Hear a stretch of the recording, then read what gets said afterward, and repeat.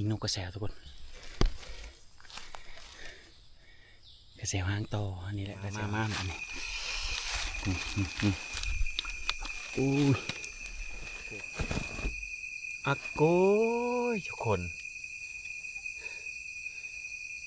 ลืมทิปเขาเวนโลดบาท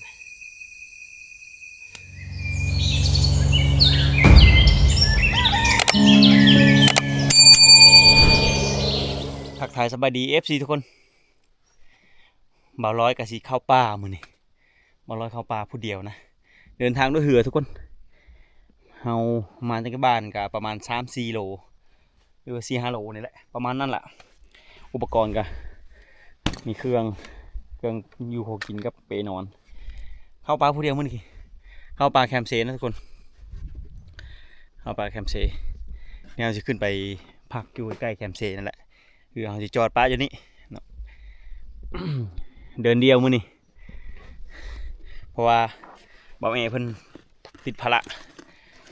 บ่าวไข่ก็ไปเลี้ยงงัวเฮาก็สายเดียวโอเคผมเป็นยังทุกคนไปเดียวก็เดียวสีมานยังได้ยังกะมาดูนำกันคือเอาป้านี่นะปัญหาสิมาจอบเอาเฮ้ยป้าทุกคนขึ้น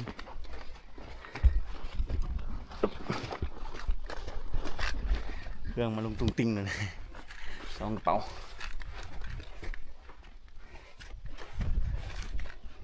เห็นทางขึ้นบ่ล่ะหาทางเข้าบ่เห็นนี่แหละแปลนชุดแล้วล่ะ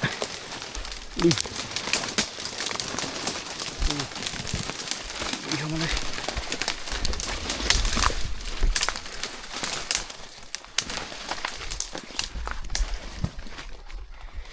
วางอยู่ต้นไม้เลย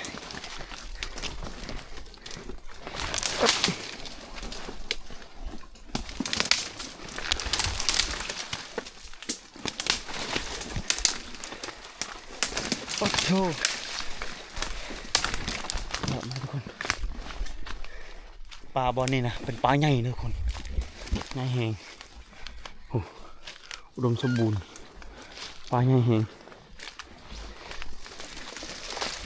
เอาไม้เฮากะมาหาอยู่หากินรักกระหอกได้ยังก็เอานั่นลักคือเฮาสีรอบเบิ่งกระหอก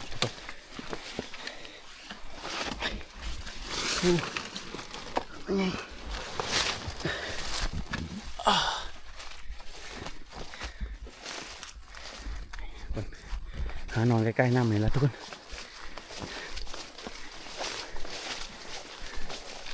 โอ้ป่าใหญ่มีต้นไม้ใหญ่ได้มีต้นไม้ใหญ่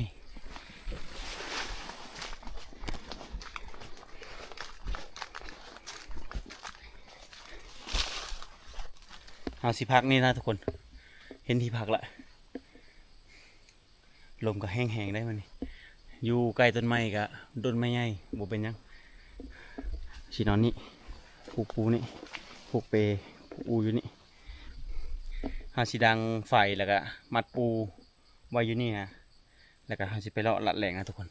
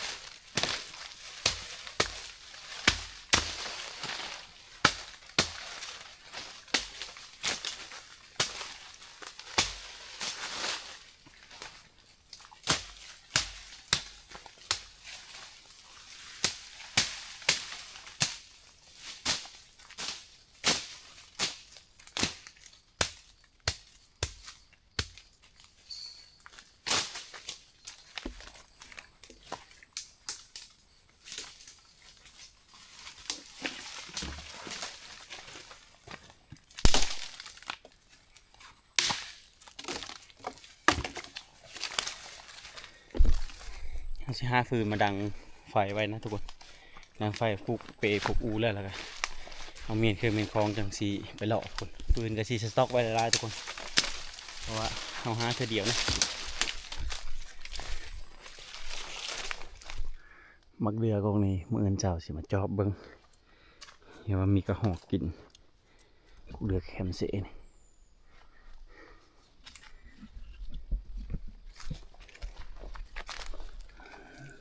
นี่นี่หอยกัดนี่ทุกคนกระหอกได้นี่กระหอกได้กัดนี่โอ้กระหอกเข้าเด้อทุกคนนี่นี่หอยแครงแหลมๆนี่นี่กัดหน่อยๆนี่กระหอกเข้ากินได้นี่ที่มันกินเสาทุกคน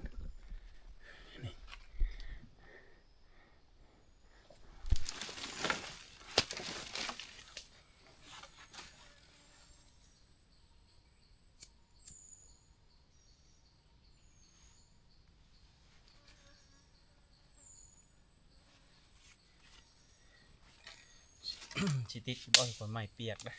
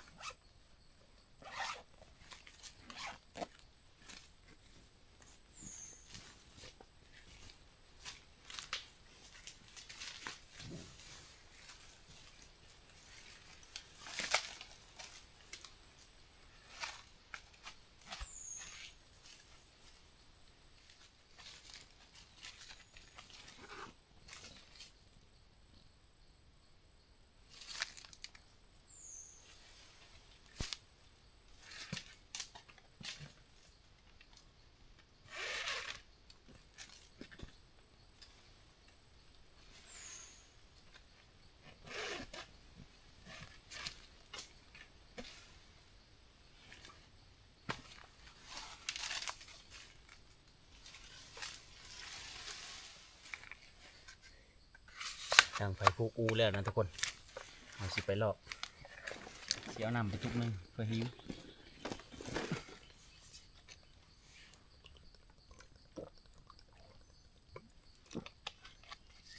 น้ำก็จะบกไปทุกคนป้านี่แหละนัก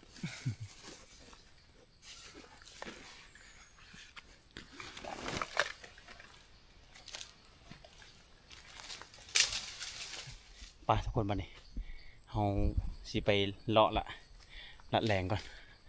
หาแนวอยู่แนวกินทุกคนดังไฟไว้ละเครื่องปะวันนี้หุกเปปะไว้ละไปเดี๋ยวมันสิคำก่อนทุกคนต้นใหม่ไงขนาดทุกคนโอ้ตัว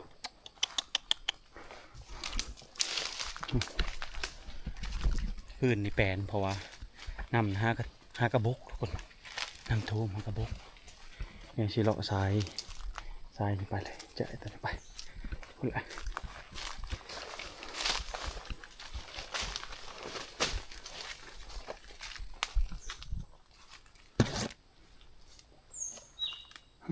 เสียงนกบอก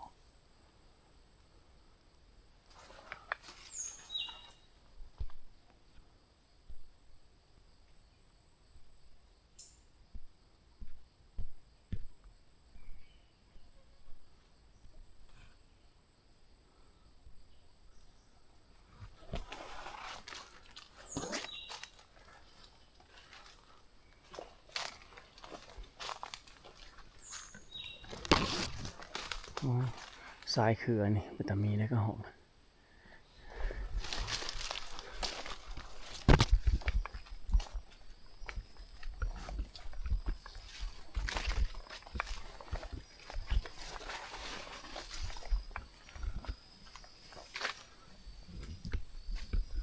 มันหล่มทุกคนบ่ได้ยินเสียงยัง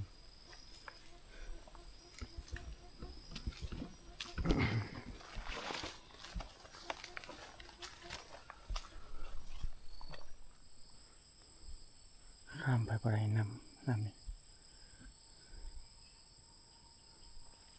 อยู่เสียงนกห้องเดี๋ยวจะไปดอน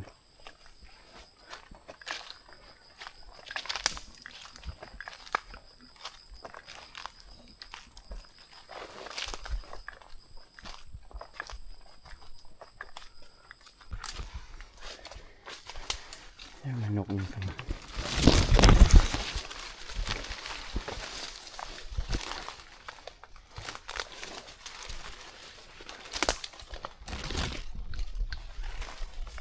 จอบางต้นไห้เมื่อกี้นี่ยังบ่สุกทุกคนต้นไห้ยังบ่สุกยังบ่เป็นมากว่าเท่าบ่สุกบ่ทันได้เป็นมากพี่แต่มันหล่มนะบ่ได้ยินเสียงยังนี่แต่เสียงลมอยู่ถึง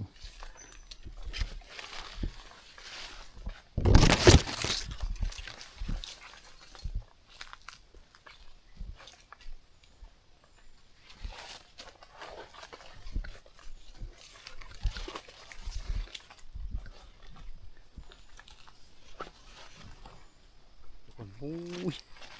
ไม่ว่าเลยยุงนะเข้ามาดงนะยามนี่ยุงอยากร้ายแน่เลยอันยามแรงนะแค่นี้เอาไก่สิมดแรงนั่นละมดแรงนี่ครับใครแน่อยี่เราไปมาก็สง่ายสะดวกเนี่ยช่วงนี้แกใส่เหือเนี่ยทางมันยากใส่เหือเนี่ยพี่ต้มเนี่ยลำบากเลยทาง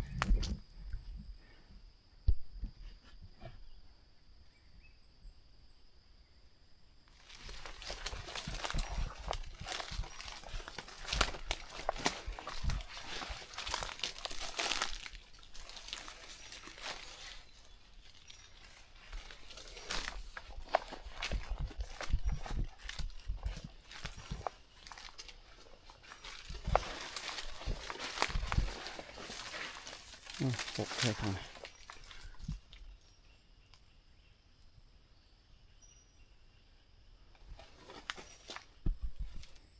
เสียงนกกระแสวแซวอยู่เดี๋ยวสิเห็ดเสียงนกกระแสเสียงนกกระแสลงมาเบิ่ง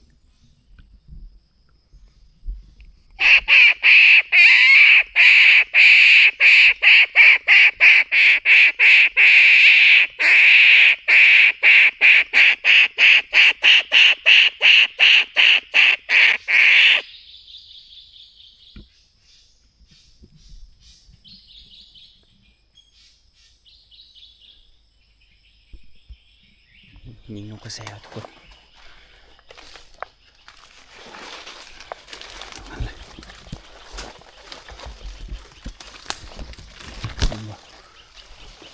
ตกมาได้ถึงนี่ก็จะ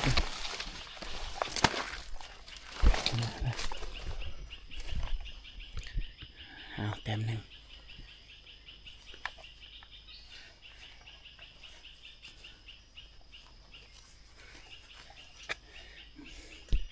มันบ่ได้เปงยุงบ่อหน้าบ่ได้ทุกคนยุงร้ายเข้าป่ายามนี้อย่าลืมยากันยุงนะทุกคนแล้วมื้อนี้เราลืมไม่ซื้อมาไหมตายแล้วขอกินแน่เมื่อคืนน่ะ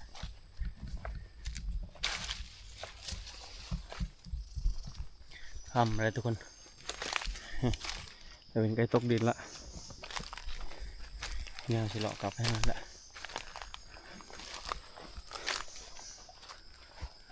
คำแล้วก็นกก็อยากเข้าคอนเข้ายังละนกมาห้องกระหอกกระโบเห็นเฮาบู้ซ้ายมันได้กระหอกก็ได้ต้นไม้ก็สูง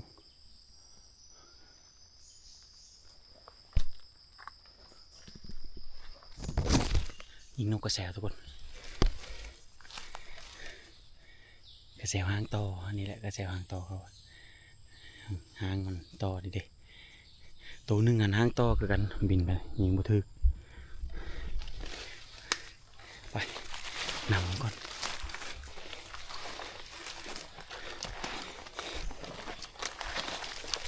มันถึกมันยิงถึกแล้วมันเจ็บนะมันบิน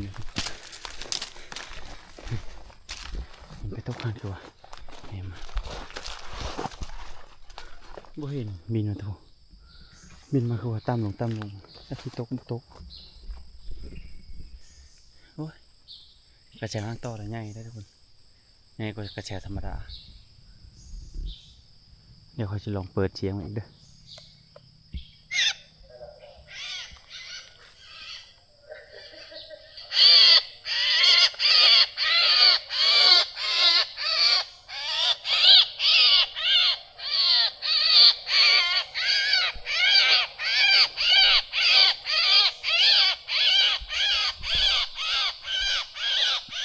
บ่มาแล้วมันค่ำนะทุกคนมันค่ำแล้วมันบ่เข้ายิงช่องตัวของกินในตัวเดียวบินแท้มาจากฝุ่นนะบินแท้นี่ลงตำลงคิดว่ามันตกห้าบ่เห็นนะบ่เป็นยังทุกคนไปเอากระเลาะกลับไปแหละพอมันค่ำนะโคมบริทือเลยมืดแล้วทุกคนใกล้จะมืดแล้วโคมก็ไปถือปลาไว้อยู่บนผัก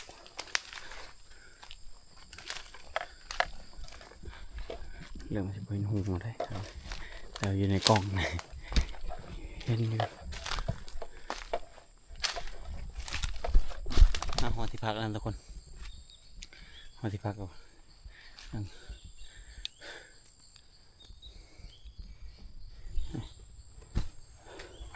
ไฟก็หมดแล้วเลย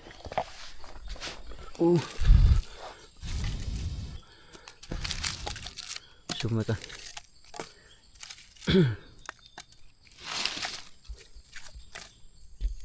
เอาหอดแล้วก็ดังไฟซุ้มไฟขึ้นพี่น้องมื้อนี้นะเราสิกินได้นกนะทุกคนได้นกกระแสว2 ตัวเนี่ยแสวหางต่อเลยหางมัน2 เซนเนี่ยคือกระแสวหางต่อตัวใหญ่ตัวนี้ใหญ่กว่ากระแสธรรมดาหมอน กระแสธรรมดานี่น้อยหมอนนี่กระแสธรรมดานี่น้อยหมอนมอหางต่อน่ะใหญ่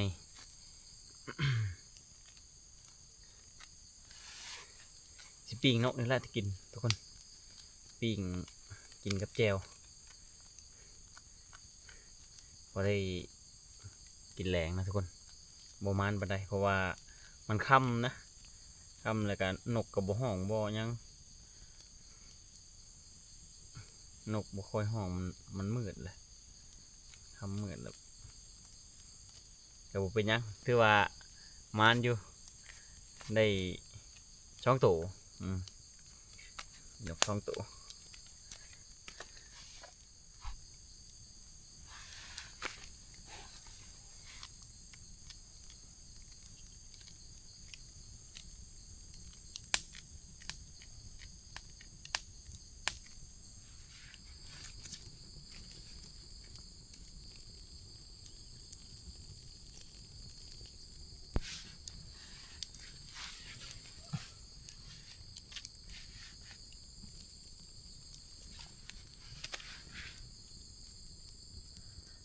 เผานก2 ตัวนี่ก็อิ่มแล้วทุกคน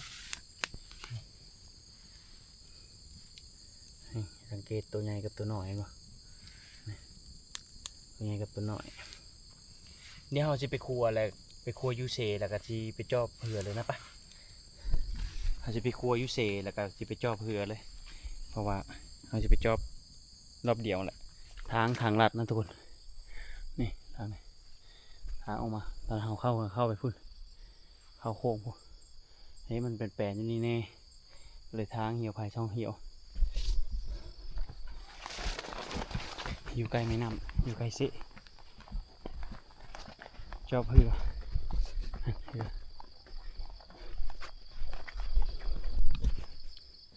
นี่หัวแล้วทุกคนปลาบอนแคมฟังคาดเลยป้าจ้ะ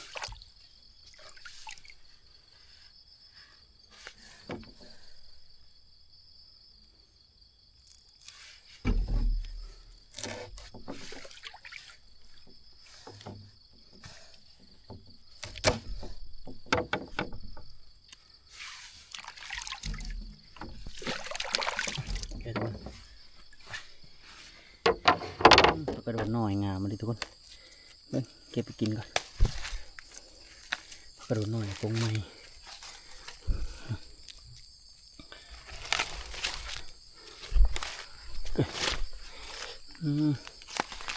หยอดอ่อนๆเลยหางกระโปรงนี่เก็บไปกินไปถ้วยมันใช่ก่อนโรยเกลือไปงัวจังน้อยทุกคน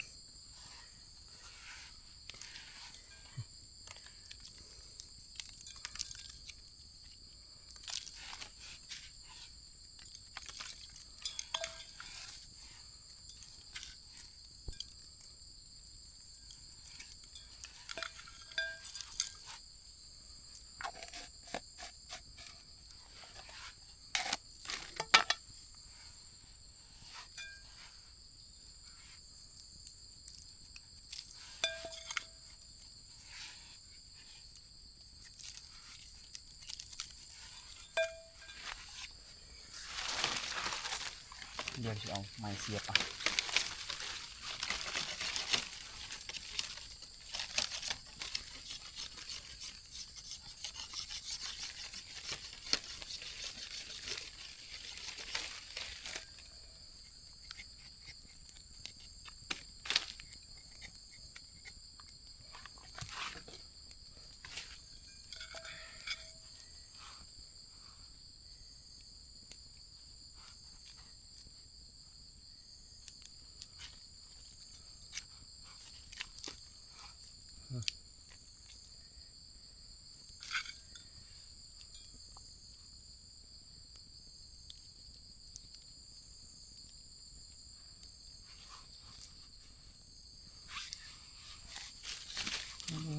ปล่อย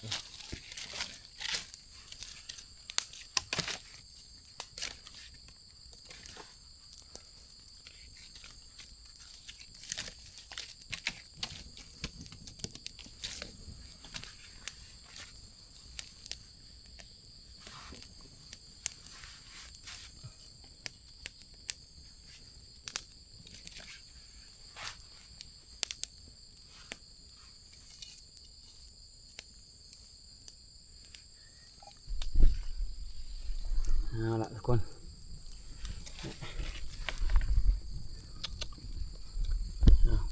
ก่อไฟเหืองเดี๋ยวสุกถ่ายจังหน่อยเดี๋ยวสุกทุกคนฮะนอนคนเดียวแล้วมื้อนี้แต่เพิ่นติดภารกิจเบาไข่กับไปเลี้ยงงัวตัวสวนเพิ่นก็เลยว่ามาคนเดียวนอนป่าคนเดียวคือว่าได้ช่องโตกระแทกก็ได้ยิงตัวนึงให้มันเจ็บแล้วก็บินไปเอากำลังเอาปิงท่าเดี๋ยวเอาหาฟดมาปูวันกินข้าวกันทุกคนงาหน่อย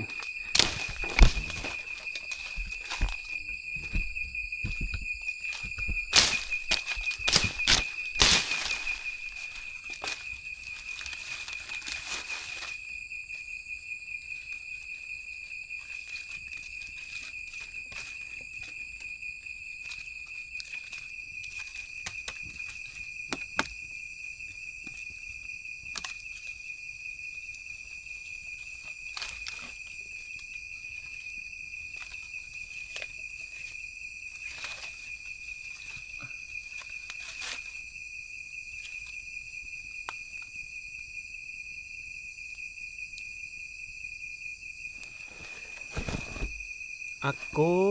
ยทุกคนลืมทิปเขาเวนโลดบาท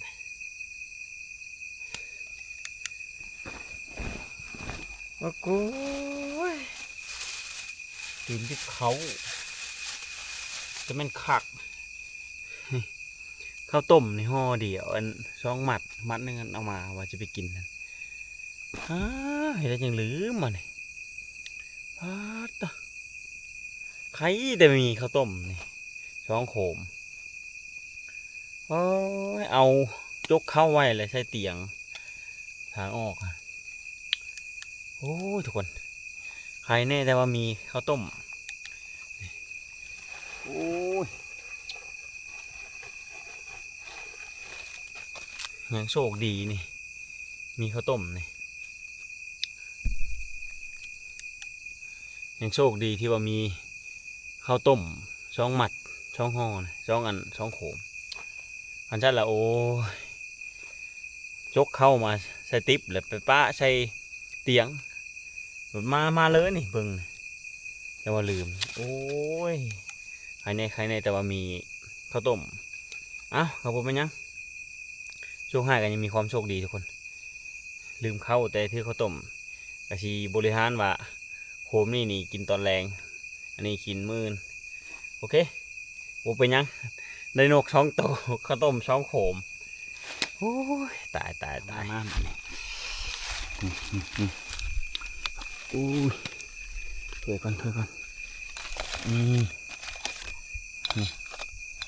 ข้าวต้มปิ้งนกเด้อนี่สังเกตอันนี้หางต่อนี่ธรรมดา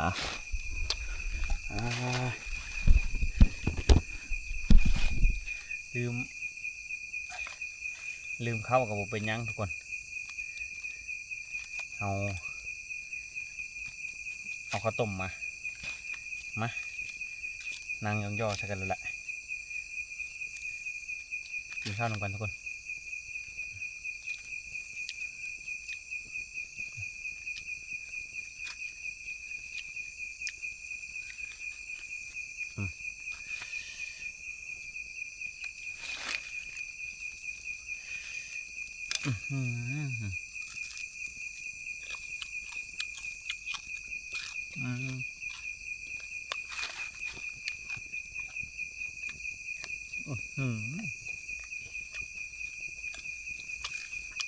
วันนั้นก็พักกระโดดมา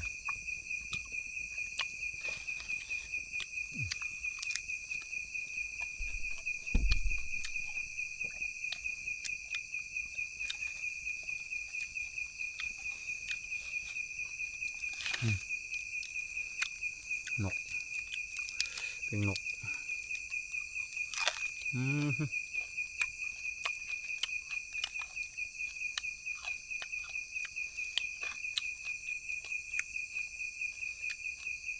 ทำไรเป็นนกกินละล่ะ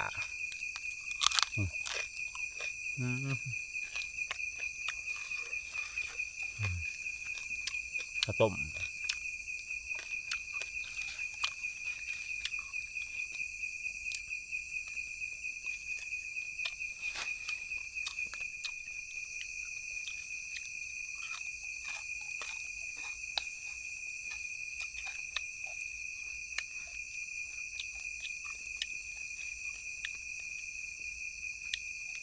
กินประทังไปทุกคน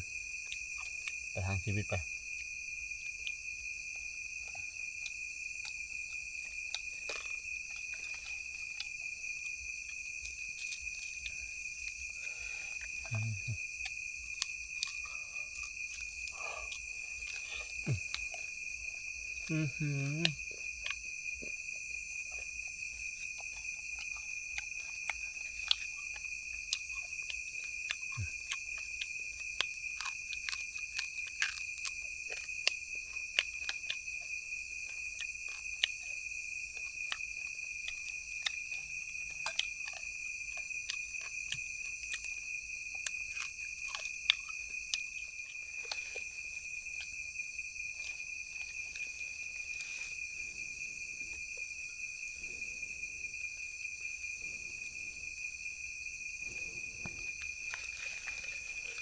ซุ่มไฟไว้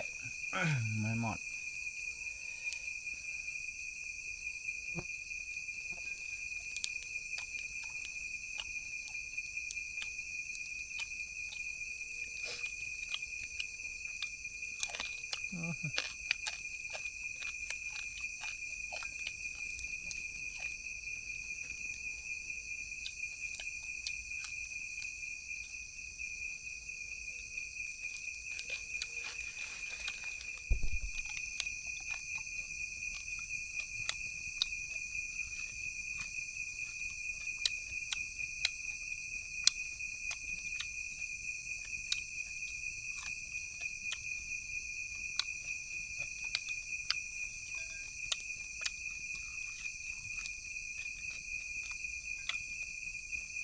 กินพักกินง่ายไปทุกคนมีน้อยกินน้อยมีร้ายกินร้ายยังก็กินมาหากินเด้คักให้แต่ว่ายังมีข้าวต้มถือมาให้ท่านแล้วครับหิวอด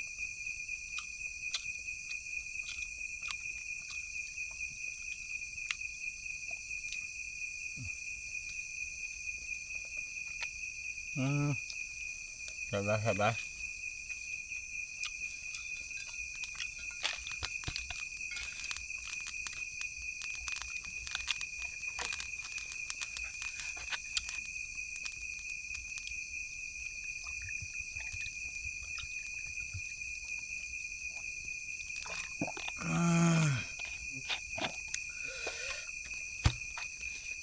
บ่าวร้อยนี่เป็นคนหนึ่งนะที่กินน้ำลาย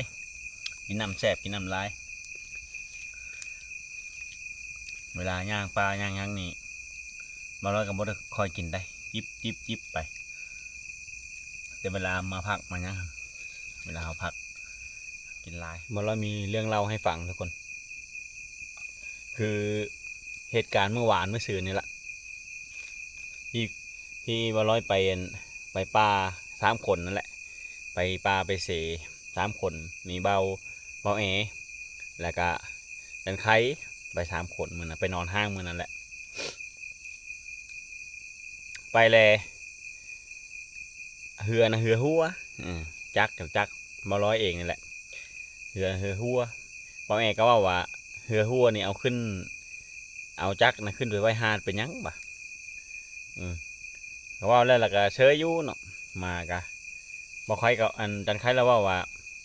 โอ้ยเหือกระหัวนี่จักเช่นนั้นเลยจักอย่ามันอย่าเหือล้มค่อยเป็นผู้เจ้าของจักกะโอ้ยบ่ยากดอกว่ามักง่ายเนาะทุกคนหลังจากนั้นก็มัดไทยมัดหัวเนาะบ่ร้อยก็บอกว่ามัดไทยมัดหัวเอาจันไข่ก็มัดไทยมัดหัวไว้แล้วก็ขึงไว้นะว่าคันน้ำเข้ามันก็สิบ่จมลงแห้งเพราะว่าเฮาเสือกขึงไว้ทั้ง2 ส้นเด้หัวกับถ่ายแล้วก็พากันนอนกินข้าวกินน้ำแล้วก็นอนแล้วเบาไข่จันไข่ลุกมาประมาณบ่าย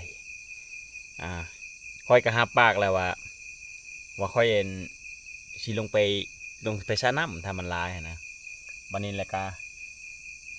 เบาจันไข่จันไข่ปุ๊กค่อยบ่ร้อยว่ะไปซะน้ำเด้อว่ะเหือสิล่มแล้วบ่ไข่ก็ลุกมากินน้ำแล้วก็ไปนอนต่อบ่ร้อยก็นอนเนี่ยเมื่อยเพลียตื่นมื้อเช้ามา3 โมงน้ำท่วมเครื่องจักรเหือล้มเหือมันหัวเด้น้ำเข้าตลอดเสือกนั้นบ่มีพ้นก็ถือว่ามันก็ครึ่งได้ซ้ำนึงเสือกนะน้ำน่ะเครื่องจักรพากันไปมุดเอามันไปแก้เสือกทางหัวน่ะมันพริจมสัตว์ลงเลยล้มเอาบ่อยู่เอาบ่ได้ดึงบ่ขึ้นเลยทุกคนดึงบ่ขึ้นหลังจากนั้นก็ จมลงไปแล้วก็พากันมุดเอากับจันไข่มุดเอาจักขึ้นมาแล้วก็เหือก็ล่มต่อจักเกือบจักสแนนฟูนองอยู่แล้วก็จักกะตายบริติดเหตุการณ์ที่2บัดนี้ก่อนที่นอนนะบ่ร้อยถ่ายคลิปไปแหละถ่ายคลิปตัวที่ว่าคลิปอันกินข้าวกินน้ำแล้วตอน ตอนมาแต่ตึงแฮ่แล้วกินข้าวกินน้ำแล้วก็แม่มเต็มแล้วก็บ่ได้ทายบาดนี้บ่ได้ทายแล้วก็เหตุการณ์ที่ว่าเหือล่มเหือหยังนะเหือล่มจักล่มนะจักจมนะบ่ร้อยกับบริทายให้ FC ทุกคนก็ขอโทษขออภัยเนาะแล้วหลังจากนั้นก็ตื่นเช้ามาแล้วก็พากันมาเลยพายเรือล่องลงมา